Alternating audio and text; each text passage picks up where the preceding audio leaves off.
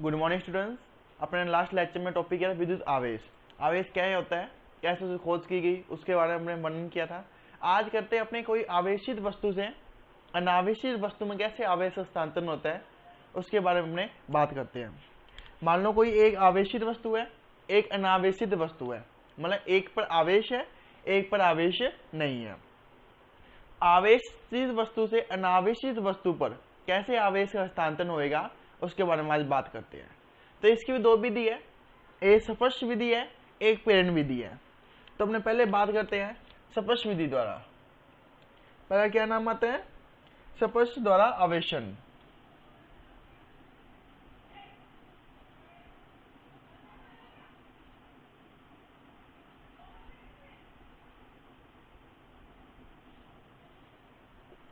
स्पर्श द्वारा आवेशन में देखो क्या होता है। मान लो कोई एक अपने पास पदार्थ है, कोई मान लो कि ये कोई आवेशित वस्तु है, कोई कुचालक स्टैंड पर है, और एक अपने पास अनावेशित वस्तु है, ये भी कुचालक स्टैंड पर खड़ी है। ये दोनों कुचालक स्टैंड है। कुचालक मतलब समझते हो, मतलब जिसके अंदर आवेश ना हो, जो मतलब कुचालक जो अपने अंदर से विद्युत का प्रवाह ना होने दे, जिसके अंदर से विद्युत का प्रवाह ना हो, ये कुचालक स्टैंड है। ये आवेशित वस्तु है। मान लो इसके अंदर आवेश कौन सा है, धनात्मक आवेश है, सारा पॉजिटिव चार्ज है। ये अनावेशित वस्तु है, कोई आवेश नहीं, इसका अनावेशित है। तो इससे इसका कैसे आवेशित किया जाए, इसके द्वारा इसको कैसे आवेशित किया जाता है, वो अपनी विधि कहलाती है स्पर्श द्वारा आवेशन। मतलब क्या है, इसको इसके साथ स्पर्श कराया जाता है, इसको एक दूसरे टच कराया जाता है। टच कराने से जो आवेशन होता है वो कहलाता है अपने स्पर्श द्वारा आवेशन। टच कैसे कराया जाता है, देखो जैसे अपने पास एक ये वस्तु थी, दूसरी ये थी, इस पर धनात्मक आवेश था, दोनों कुचालक स्टैंड पर खड़ी थी। जो दोनों टच कराया, ये एक दूसरे से टच हुए,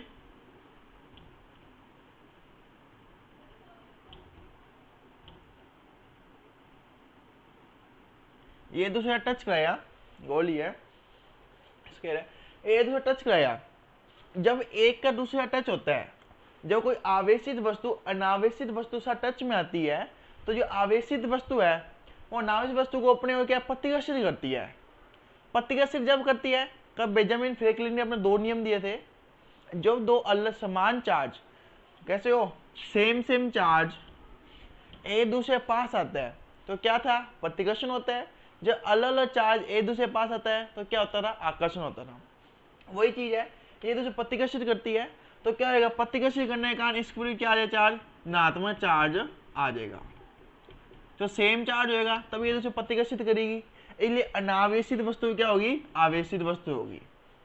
जब एक आवेशित वस्तु को अनावेशित वस्तु के साथ संपर्क कराया जाता है, टच कराया जाता है, स्पर्श कराया जाता है, तो क्या होता है कि वे एक दूसरे को दूर देखते हैं, मतलब कि एक दूसरे को प्रतिकर्षित करते हैं।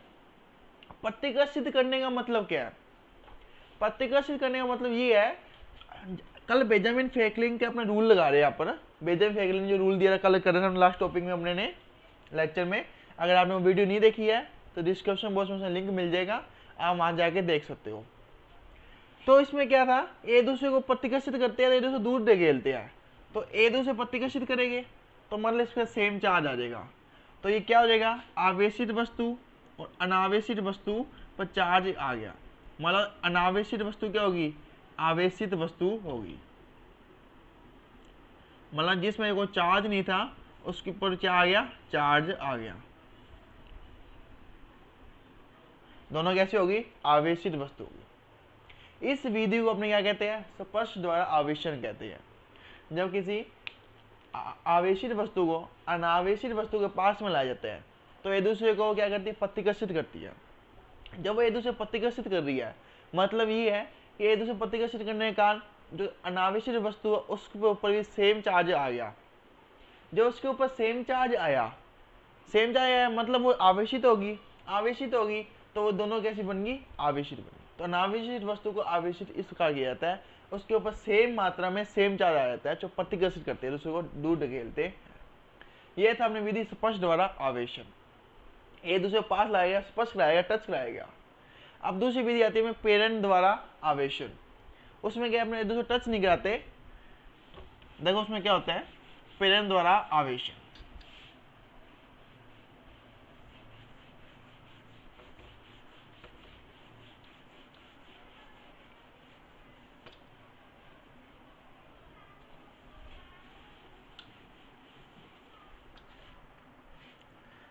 सेकंड क्या अपने पास,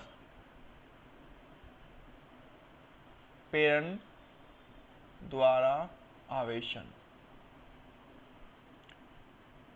अपने फर्स्ट लॉ पढ़ा था, ये क्या था, स्पर्श द्वारा आवेशन था, ये प्रेरण द्वारा आवेशन है। इसमें क्या होता है, कोई भी अनावेशित वस्तु है, अनावेशित वस्तु को एक कुचालक स्टैंड के ऊपर लगाया जाता है।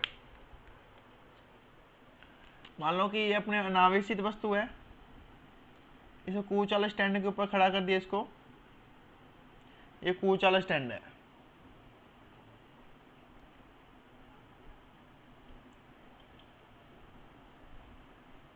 अनावेशित वस्तु को हमने क्या कर दिया, कुचालक स्टैंड पर खड़ा कर दिया, कुचालक स्टैंड पर लगा दिया। इससे ही बनाते थोड़ा सा उसके गोल में राउंड सर्कल बनाते हैं। ये अनावेशित वस्तु है, इसमें कोई आवेश नहीं है, आवेश रहित है, चार्ज रहित है, ये कुचालक स्टैंड है।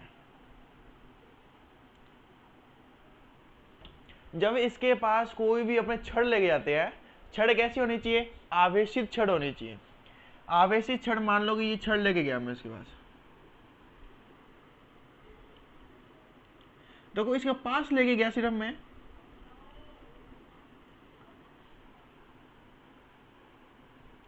सिर्फ मैं इसके पास ले गया, टच नहीं कराया। मान लो इसके ऊपर ऋणात्मक चार्ज है, नेगेटिव चार्ज है छड़ के ऊपर, इस छड़ को मैं इसके पास लेके गया, इसे टच नहीं कराया, तो क्या होगा, जब इसको मैं इसके पास लेके जाता हूं तो ये एक दूसरे को आकर्षित करते हैं। इसमें सेकंड लॉ लगा है, इसमें आकर्षित कब करते हैं, बेंजामिन फ्रैंकलिन के द्वारा।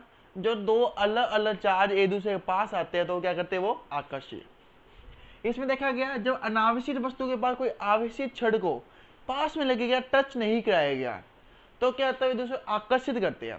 आकर्षित करने का मतलब है यहाँ पर या नेगेटिव चार्ज हो, यहाँ पर क्या होगा, पॉजिटिव चार्ज होना चाहिए।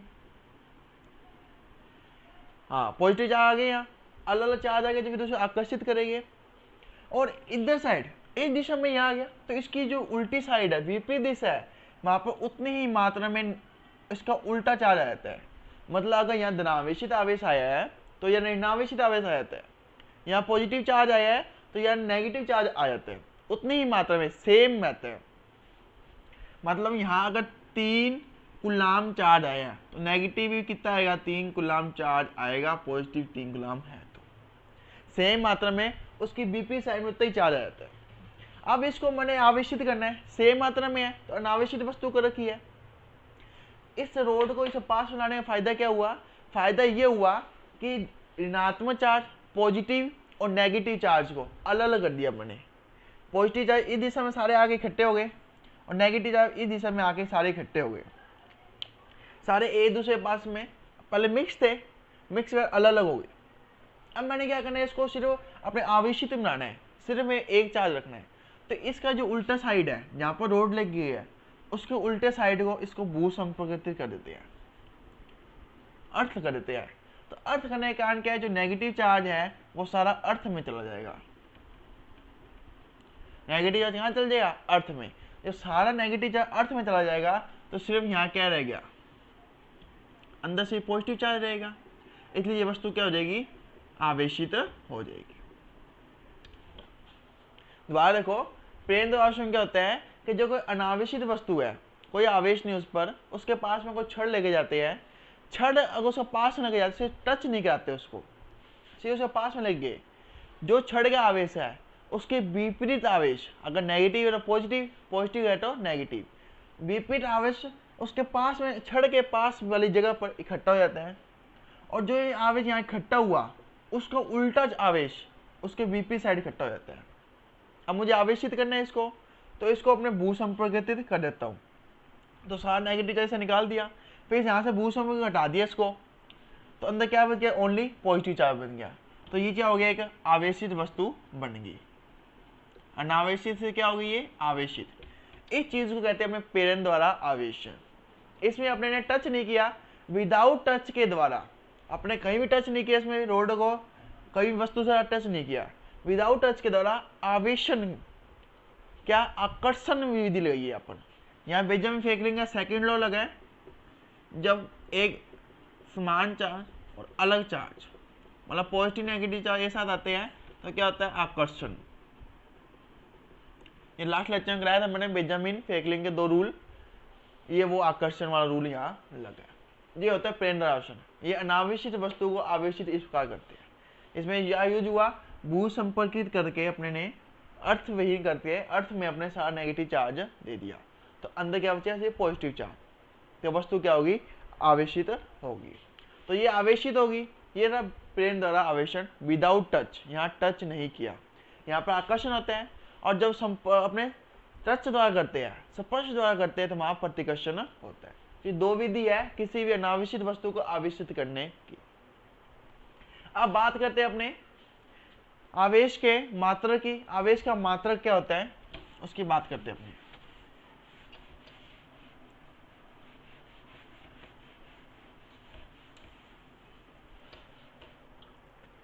आवेश का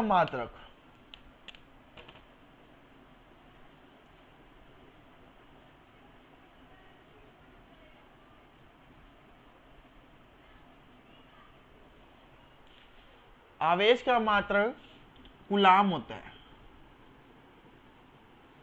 जिसको अपने सी के द्वारा नोट करते हैं। एमकेएस में एक कूलाम बराबर देखो क्या होता है, एम्पियर गुणा में सेकंड होता है। क्योंकि कोई भी आवेश का प्रवाह, जब इलेक्ट्रिसिटी का प्रवाह होता है, जब इलेक्ट्रिसिटी का एक स्थान से दूसरे स्थान में अपना स्थानांतरण होता है, तो उसके कारण जो प्रवाह होता है वो आवेश का प्रवाह होता है। इलेक्ट्रॉन के कारण इलेक्ट्रिसिटी प्रवाह होता है। इलेक्ट्रॉन के कारण क्या है, जब इलेक्ट्रॉन दूसरी जगह जा रहे हैं, मतलब आवेश का स्थानांतरण हो रहा है। तो एक कूलम क्या होता है, एम्पियर इंटू सेकेंड होता है। तो इसकी विमा क्या होगी, विमा होगी इसकी m0 L0 T1 A1, ये इसकी विमा होगी m0 L0 A1 और T1।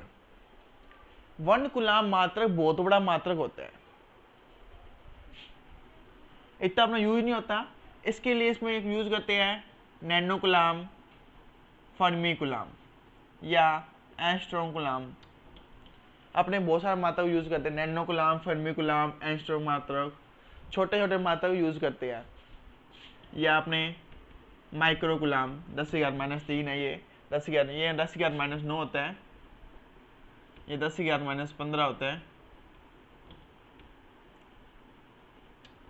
इसलिए अपने कई और मात्रक को यूज करते हैं। तो ये था अपने पास आवेश का मात्रक। वैसे मात्रक कूलम होता है, तो कूलम का मान बहुत बड़ा होता है, इसलिए हम छोटे मान के लिए ये यूज करते हैं।